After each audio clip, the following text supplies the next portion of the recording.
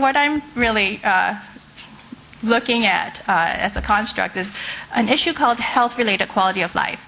Now, it's a construct that's actually used a lot in child psychology and health psychology to understand general well-being and overall well-being of adults as well as children. Okay, so I think it's interesting that even though a program like Inner Kids has developed maybe in parallel worlds to this idea of quality of life, which is somewhat of a scientific and abstract construct that we developed, it has some similarities in that we understand that quality of life is not just about how physically well someone is or whether or not they have cognitive or physical abilities, but really it's a combination of all of these factors, including their social functioning, emotional wellness, as well as their physical and cognitive functionings. Okay, so in the area of health and pediatric psychology research,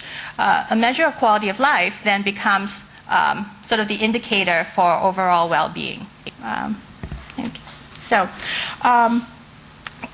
that literature is pretty well established in Western cultures, okay, and that's really where it's originated from. And so really as a pediatric psychologist and a researcher in this field, my goal was then to take a look and see if this really applies in Singapore and whether or not it was relevant. So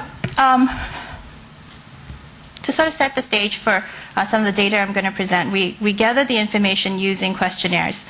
And the Pediatric Quality of Life Inventory has been used not just in the West, but also in Asian countries, was one of the main reasons why we selected this measure. It's also been translated into several languages, including Mandarin and Cantonese. However, for our purposes, we used only the English version. Okay.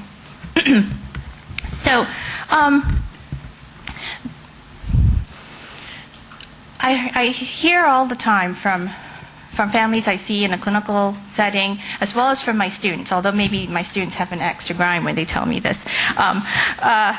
Singapore is very well known for its rigorous academic systems, and the quality of education achievement and high quality of schooling here also then relates to higher levels of stress with regard to this area of functioning.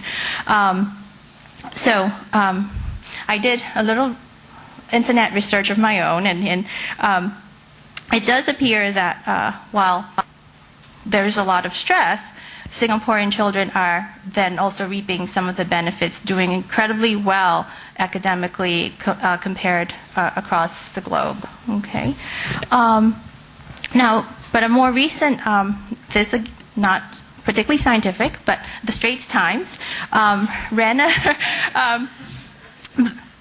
they ran a survey and actually found that $320 million a year, which they came to the conclusion about $1 million a day, spent by parents on tuition and other academic needs for children to improve child academic performance.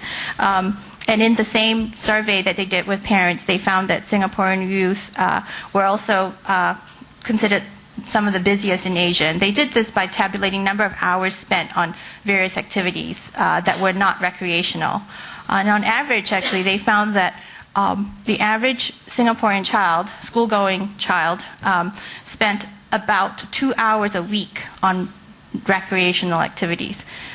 That's relatively low, if you were wondering.